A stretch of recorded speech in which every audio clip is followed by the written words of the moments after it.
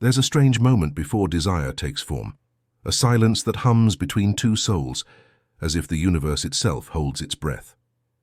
In that stillness hides the secret that men have hunted for centuries, how to truly reach into the mind of a woman and awaken something she didn't know was asleep. Most men chase with words. The wise man listens to silence, for silence reveals what she hides, her fears, her pride, her longing to surrender yet never be owned. The one who understands this silence does not seduce through charm but through presence. He becomes the mirror she cannot look away from. To master seduction is to master your own shadow, that dark twin who whispers the things you're afraid to admit, that you crave control, that you enjoy the game, that you want to bend another's will while appearing innocent. Deny it and you'll forever stumble in the light. Embrace it, and you will walk through darkness with power. Machiavelli once said it is better to be feared than loved, but he was wrong. In the psychology of desire, the most powerful man is both. Fear awakens her instincts. Love disarms them. The trick is never to let her know which side you truly stand on. You are the calm before her storm and the storm after her calm. Seduction is not manipulation. It is revelation. You show her the parts of herself she has buried. You become her shadow's voice, her unspoken desire given form. She begins to see herself through you, and in that reflection she feels alive, seen, dangerous. That is the moment you own her, not by possession but by awakening. Do not seek to impress, seek to disturb. The one who disturbs a woman's peace owns her attention. The one who owns her attention commands her imagination. And the one who commands her imagination already holds her heart. Understand this paradox. She wants control, yet craves to lose it. She resists dominance, yet longs for a force stronger than her walls. That is why seduction is not about words or wealth. It is about energy. The energy of a man who has met his darkness, tamed it and now wears it like a silent crown. Every woman is drawn not to the man who flatters her ego, but to the man who challenges her spirit. You do not conquer her, you awaken her. You do not take her, you invite her to fall. You do not lie, you simply show her a truth too dangerous to speak in daylight. And in that final moment, when she looks into your eyes and senses both safety and danger, love and ruin, she will realize what true seduction is. Not a trick of the mind, but an initiation of the soul. Because the deepest form of desire is not about possession. It is about transformation, and of her, of you, of everything the two shadows touch in the dark. There is a moment every person faces, usually in silence, sometimes in shame, when they feel the pull of their own darkness. It is not evil. It is not madness. It is simply the side of ourselves we were told to hide, the part that craves power, influence, control, the part that wants to be wanted. Society tells us to suppress it, to wear the mask of virtue and composure. Yet it is that very suppression that drains our magnetism, dulls our instincts, and leaves us hollow when we try to connect with another soul. The secret to deep seduction, to truly reaching another person's psyche, begins not with charm or strategy, but with a confrontation, a meeting with one's own shadow. Most people walk through life haunted by the fragments of themselves they refuse to see. They pretend to be good and honorable, while their repressed desires leak out in awkward, clumsy ways. Neediness, jealousy, passive aggression, or shallow imitation of confidence. The power of the shadow lies in the energy it stores. What you deny does not disappear. It festers, it waits. The man who dares to look inward and meet his shadow without fear becomes whole. The one who refuses becomes a puppet to it. Seduction, at its most profound level, is not about tactics, it is about wholeness. When a man integrates his darkness, he no longer performs attraction. He embodies it. A woman senses it instantly, though she may never articulate why. There is something in his stillness, in his quiet gaze, in the way he occupies space. It is the calm of someone who has explored the underworld of his own psyche and returned unbroken. This is not arrogance, it is presence. The presence of a man who has made peace with the chaos within him. When you repress your shadow, you live divided. You become too careful, too polite, too predictable. You seek approval, and in doing so you lose polarity. But when you integrate your shadow, you stand in paradox, capable of tenderness yet unafraid of aggression, compassionate yet commanding, kind yet unyielding. This paradox is magnetic because it mirrors the truth of nature. Life itself is both light and dark, creation and destruction, pleasure and pain. A woman, instinctively, is drawn to this balance because it mirrors her own inner conflict, the desire for safety and the hunger for danger. The mistake most people make is to think seduction is about faking confidence or manipulating perception. But all manipulation fails when the inner self is fragmented. You cannot fake wholeness. You can only embody it. Integration is not about indulging every impulse. It is about acknowledging your capacity for them. When you can admit to yourself, yes, I can be possessive. Yes, I can desire control. Yes, I have darkness in me. You are no longer ruled by those impulses. You become the master of them. And mastery is the essence of attraction. A woman doesn't fall for a man because he is perfect. She falls because he feels real. Realness is born from integration, the courage to exist without pretense. When a man has met his shadow, he no longer needs to project an image. He doesn't need to prove his worth, because his presence already communicates it. He can look at her without flinching, speak without overcompensating, touch without fear. In that still confidence, she senses something ancient, a force that feels both safe and dangerous. From a psychological view, the shadow contains our raw libido, the primal life force that fuels creativity, desire, and ambition. When suppressed, this energy turns toxic. It manifests as anxiety, self-doubt, or compulsive behavior. But when accepted, it becomes vitality. The man who channels this energy becomes alive, electric, almost mythic in the way he moves through the world. Seduction then ceases to be a performance and becomes a natural consequence of being fully awake to oneself. There's a strange irony in all of this. The more you try to appear good, the weaker your presence becomes. But the moment you embrace your inner contradictions, your aura strengthens. Because authenticity is inherently powerful, it commands attention without demanding it. A woman can feel the difference. She may not understand why, but she will feel drawn, as if her own unconscious recognizes something familiar in your depth. It is her shadow responding to yours, and yet this power carries responsibility. To meet your shadow is not to exploit it for selfish pleasure, but to use it wisely, to create, to connect, to awaken.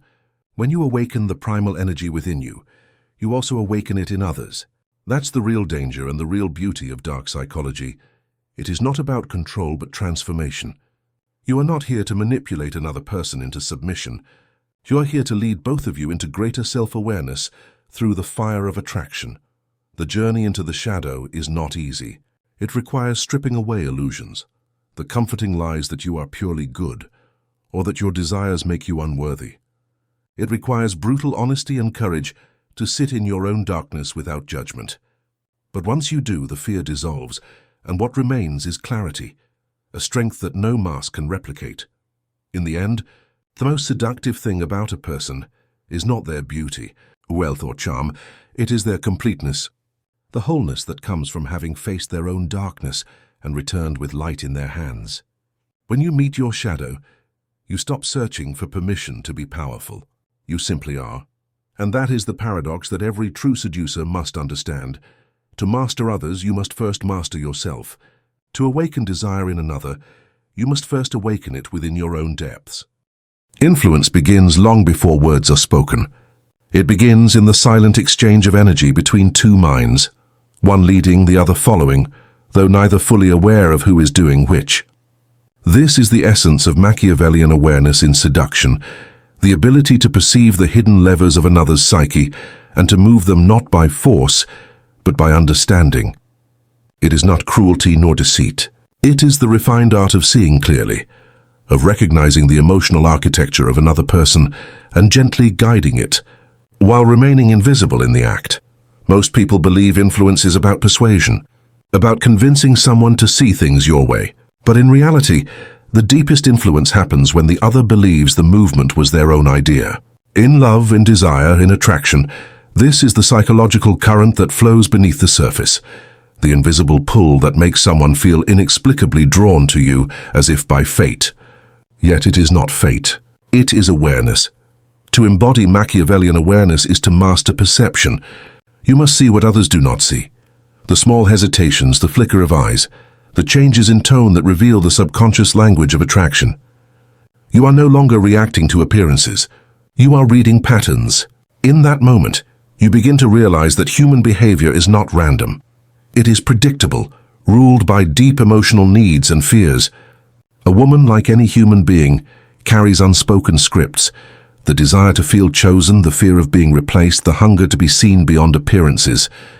The Machiavellian mind does not exploit these truths, it simply notices them, and through that awareness, wields quiet power.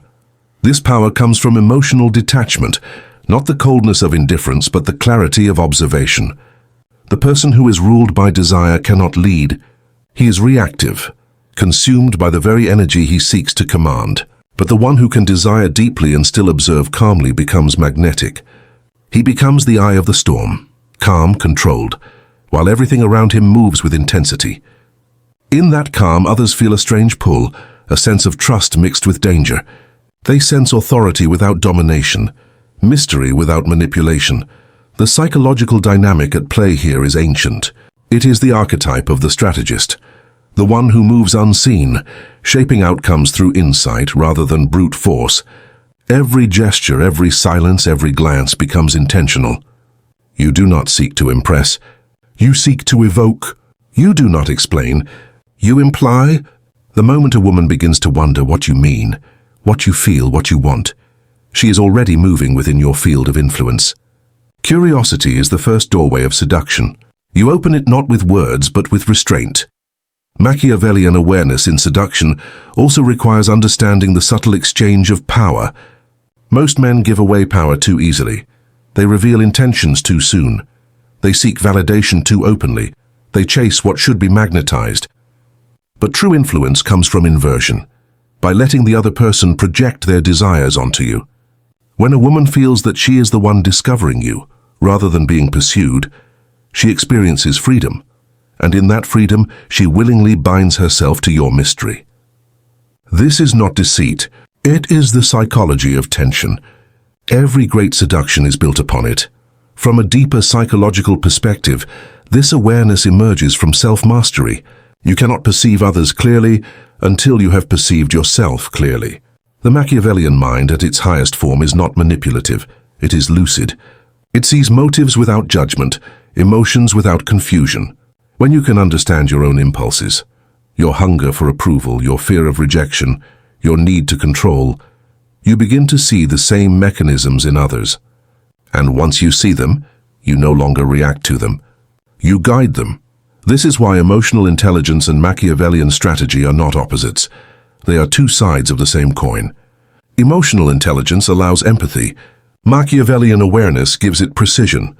Together they form a psychology of influence that is subtle, profound, and transformative. In seduction, it is not the loudest voice that wins, but the one who listens so deeply that the other feels understood without ever speaking fully. When someone feels seen without judgment, they begin to open, to trust, to follow. That is the true conquest, invisible, psychological, and irreversible. A crucial truth lies beneath all of this. People are not rational. They are emotional.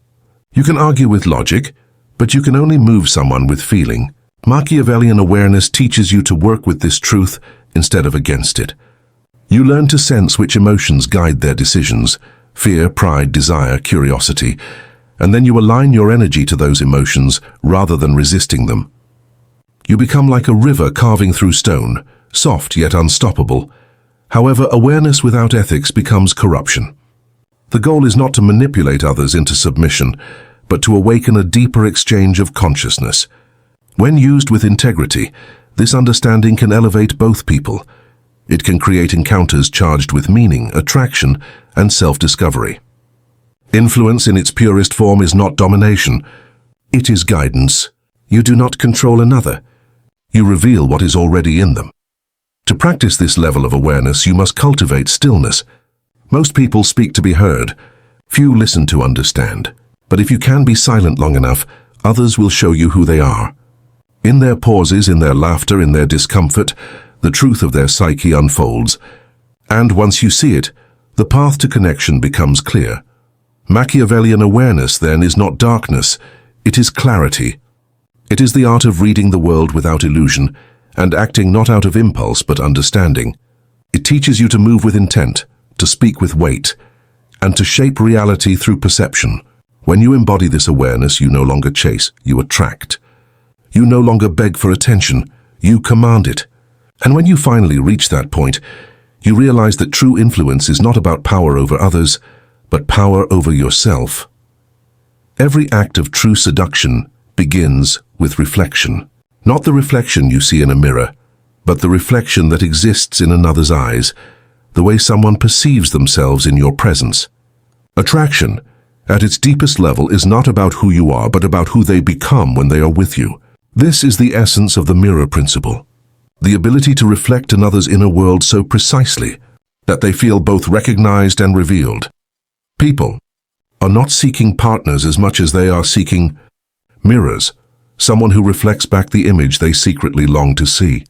When a woman looks into a man and sees not just his confidence, but her own hidden strength, her unspoken desires, her capacity for surrender and transformation, something primal awakens. She begins to feel seen in a way she has never experienced. It is not that he gives her something new, it is that he reveals what has always been within her. That revelation is the heart of seduction. To understand the mirror principle, you must first understand the psyche's need for validation and projection. Every person carries an inner image, a private mythology of who they believe themselves to be. Some see themselves as independent and untouchable, others as delicate and needing rescue. These self-conceptions drive behavior more than logic ever could. When you enter someone's life and embody, even subtly, the image they unconsciously wish to meet, you bypass resistance. You do not convince them to open. They open naturally, because you become the reflection of their ideal self. But this is not imitation, it is resonance. To mirror another effectively, you must first possess stillness within yourself, the capacity to quiet your own ego long enough to truly perceive them. The average person listens to respond. The seducer listens to understand. He observes not to judge, but to tune in to the deeper emotional frequencies beneath the surface. He recognizes the contradictions, the confident woman who hides insecurity behind laughter, the strong one who secretly longs to be overpowered, the intellectual who craves to feel instead of think. By perceiving these hidden layers, he mirrors them not with manipulation but with presence. In that presence, something shifts. She no longer feels like she is performing. She feels like she is being. And that feeling of being fully herself in someone else's gaze is the most intoxicating experience a person can have. This is why charm fades but connection endures. Charm entertains the mind. Reflection touches the soul. From a psychological perspective, the mirror principle operates through projection and transference, mechanisms by which we see our inner world in others. Jung called these the hooks of the unconscious, where the unmet parts of the self seek expression through another person. When two people meet and project onto each other, the result can be chaotic, erotic, or transcendent depending on awareness. The one who recognizes this dynamic and navigates it consciously becomes the architect of emotional experience. He can guide desire, tension, and intimacy without ever imposing force. To use this principle wisely, one must cultivate empathy without losing identity. The danger of mirroring is losing oneself in the reflection of another. Many fall into that trap. They become what the other wants, only to vanish when the illusion breaks. True mastery lies in holding both realities, yours and theirs. You reflect their essence, while remaining firmly rooted in your own. That is what creates polarity, the magnetic tension between self and other, between recognition and mystery. The mirror principle also reveals a deeper truth about attraction. People do not fall in love with you. They fall in love with the way they feel when they are with you. That feeling is their own energy reflected back, purified through your awareness. If you radiate calm confidence, they feel safe. If you hold intensity without losing control, they feel alive. If you see beauty in their flaws, they begin to see beauty in their own imperfections. You are not changing them. You are awakening them to themselves. This is why the mirror is such a powerful psychological tool. It bypasses resistance. People rarely argue with their own reflection. When you reflect someone's emotional truth, they feel understood, even if you say nothing at all. Your silence becomes magnetic, because it allows them to fill it with meaning. This is not passive observation. It is active participation in the subtle dance of perception. To embody the mirror principle is to understand that seduction is not conquest, but communion. It is not about overpowering another, but aligning with them so deeply that their defenses dissolve. The woman you seek to attract is not to be won or taken. She is to be reflected, her beauty, her strength, her contradictions, until she begins to see herself in your presence as something sacred. That reflection is what binds her, not your words, not your appearance, not your status. Yet there is an ethical responsibility in wielding this awareness. To mirror someone is to touch their soul, and the soul is fragile. It is easy to reflect someone's desires for your own benefit, but that path leads to emptiness. The true seducer, the conscious one, uses reflection not to manipulate but to awaken. He becomes a mirror not of illusion but of truth, a space where another can see both their beauty and their shadow without shame. This level of connection transcends physical attraction. It moves into the realm of transformation. When you become someone's mirror, you give them back to themselves. They walk away changed, sometimes quietly, sometimes profoundly. They may forget your name, but they will never forget how they felt in your presence. Because what you showed them was not you, it was them illuminated. That is the paradox of the mirror. The more clearly you reflect another, the more invisible you must become. The power lies not in showing yourself, but in allowing them to see themselves through you. And when that reflection is honest, when it carries both darkness and light, it awakens a kind of intimacy that transcends time, ego, and circumstance. Because, in the end, seduction is not about possession at all. It is about revelation, showing another the beauty they could not see alone. And the one who can do that will never need to chase love, for love itself will find its reflection in him. Seduction, like life itself, thrives in tension. It is not found in comfort or certainty, but in the delicate balance between chaos and control, the magnetic pull of opposites that keeps two souls circling around each other, never fully merging, never fully parting. Controlled chaos is the living essence of attraction. Without tension, desire dies. Without safety, it cannot exist. The mastery lies in creating both simultaneously, to be the calm and the storm, the warmth and the coldness, the light and the shadow. Every human being, whether they admit it or not, longs for this tension. The psyche is drawn to the unknown, to the edge where fear and desire touch. It is why we are captivated by mystery, danger, and unpredictability. Too much predictability dulls the senses, but the right amount of uncertainty, the sense that something could happen, that something is unfolding beneath the surface, electrifies the soul. It awakens a primal awareness that makes every glance, every silence, every word charged with meaning. The psychology of controlled chaos is rooted in polarity, the dynamic between masculine and feminine energies, between dominance and surrender, between control and release. These polarities are not gendered.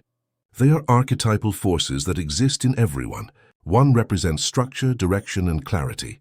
The other flow, emotion, and expansion. When these forces meet and recognize each other, attraction ignites. It is not logic that draws two people together, but this deep unconscious recognition of complementary energy. Yet many misunderstand this dance. They confuse chaos with instability and control with repression. True controlled chaos is neither manipulation nor emotional volatility.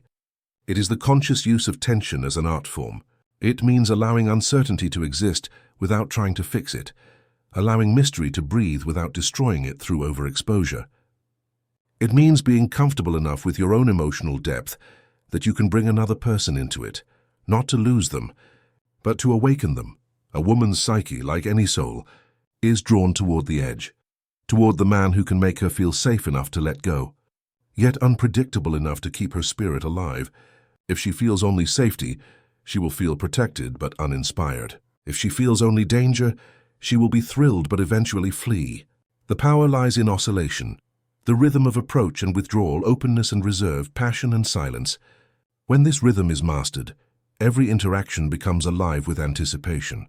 Philosophically, this principle reflects the eternal dance between order and chaos that shapes all creation. The cosmos itself began in tension, expansion against contraction, light against darkness. Every creative act, from art to love, carries that same duality. Too much order and life stagnates, too much chaos, and it collapses. The art of seduction mirrors this cosmic law. You do not seek perfect harmony, because harmony is static. You seek balance in movement, a dynamic equilibrium where tension is sustained just enough to keep the flame alive. In psychological terms, controlled chaos engages the instinctual brain, the limbic system where emotion, risk, and pleasure intertwine.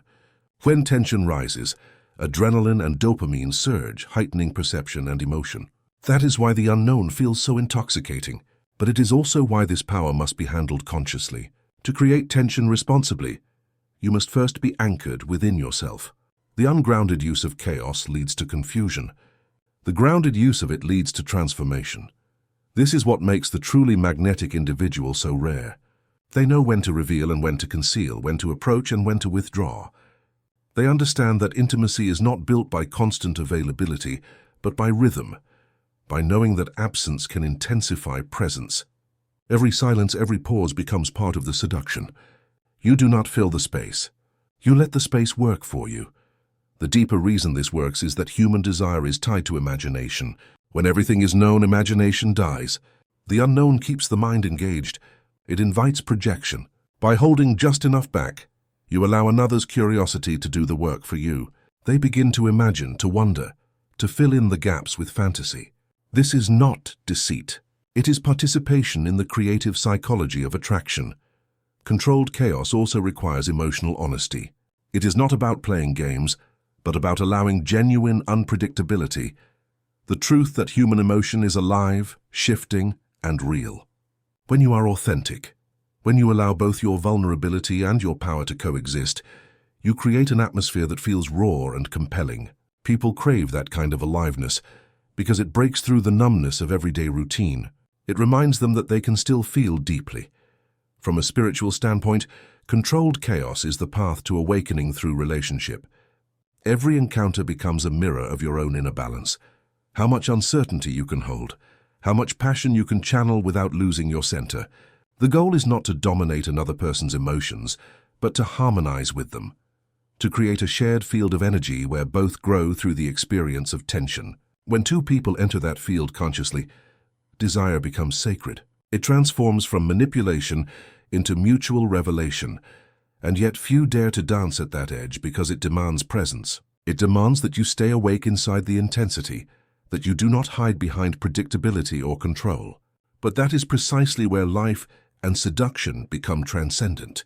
To live without tension is to live half asleep. To live within it consciously is to touch something divine. Controlled chaos is not a trick. It is a discipline, the art of being unpredictable without being unstable, of being passionate without being reckless, of being mysterious without being false. It is the fine line where desire and awareness meet, where two psyches recognize each other, not as opponents, but as forces meant to ignite transformation.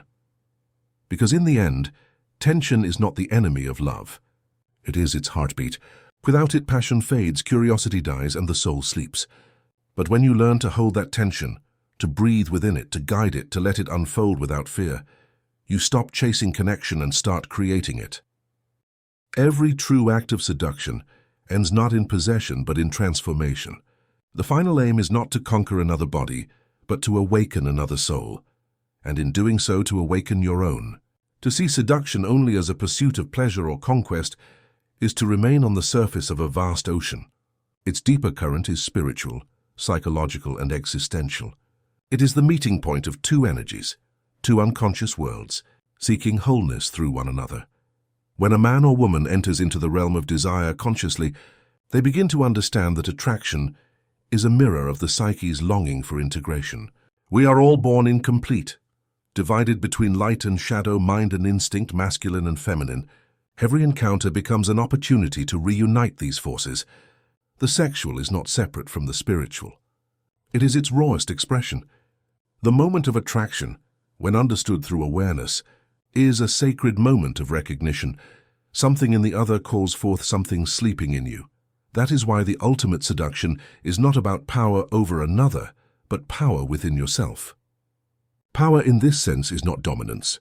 It is self-possession, the ability to hold your instincts, your emotions, your desires, and your fears without being ruled by them. A person who masters this inner alchemy radiates a kind of quiet authority that draws others in without effort. Their presence is enough. They have transcended the need to chase because they embody what others unconsciously seek: wholeness. In the world of superficial attraction, people chase validation, trying to win attention, approval, or conquest to feel significant. But the moment you depend on another's reaction to define your worth, you become powerless. True seduction, paradoxically, begins with detachment. Not coldness, but freedom. When you no longer need to possess, you can finally connect. When you no longer seek to be seen, you become luminous. The less you grasp, the more you magnetize.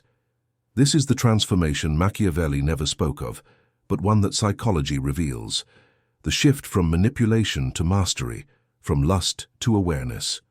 The Machiavellian seducer, who rises beyond ego, understands that control over others is fleeting, but control over oneself is eternal.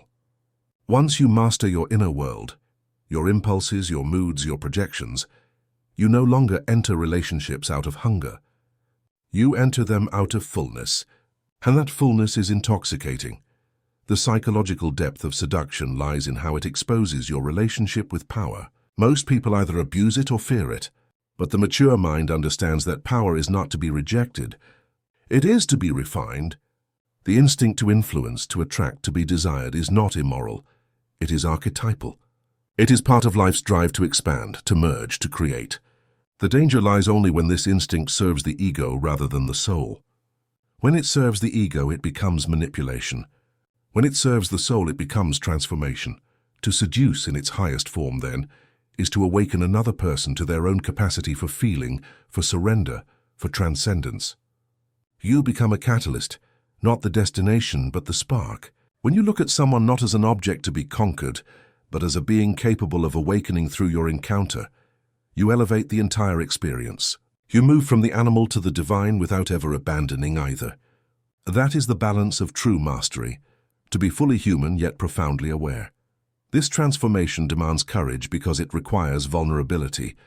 The ego resists vulnerability, fearing it will lose power. But vulnerability is not weakness, and it is depth. The person who can stand open, grounded, and unafraid of emotional exposure wields the most powerful form of influence: authenticity. Nothing penetrates the human psyche more deeply than authenticity. It cannot be faked and it cannot be resisted. It disarms because it speaks directly to the unconscious, to the part of us that longs to be real in a world of performance.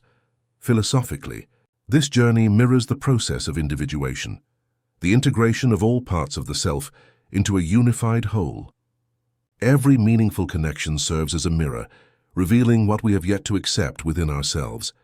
The one who seduces consciously understands that every encounter is a teacher. The woman he awakens also awakens him. Her desire reflects his own. Her resistance mirrors his fears. Her surrender echoes his depth. Through her he meets himself. Through him she meets herself. Seduction becomes not an act of taking, but of mutual unveiling. Sexual energy, when approached with awareness, becomes creative energy, the same force that fuels art, purpose, and transformation. It is life seeking to know itself through experience. But when that energy is trapped in egoic desire, the need to prove, to dominate, to escape loneliness, it turns destructive. The difference lies in consciousness. The conscious seducer channels that energy into awakening, into making another person more alive, more aware, more whole. And perhaps this is the deepest truth. Every person you meet offers you a reflection of who you are becoming. You can use them to fill a void or to expand your awareness. You can play the game of control, or you can enter the dance of transformation. One path leads to repetition. The other leads to transcendence. The art of seduction at its highest level is therefore not about what you get, it's about who you become. It refines your awareness, your empathy, your presence. It demands that you hold intensity without fear, that you embrace both your darkness and your light without shame. And in that process, you discover something profound, that you do not need to chase desire. You are desire. You do not need to conquer another. You have already conquered yourself. When that realization settles in, you move through the world differently. Your words carry weight. Your silence radiates meaning. Your eyes speak what language cannot. You become a living embodiment of power balanced by grace. And people feel it. not because you are performing, but because you are real. In the end, seduction is not a battle of wills or a test of strategies. It is the meeting of two souls recognizing themselves in each other's fire. You enter not to possess, but to evolve. You love not to consume, but to awaken. You live not to control, but to create.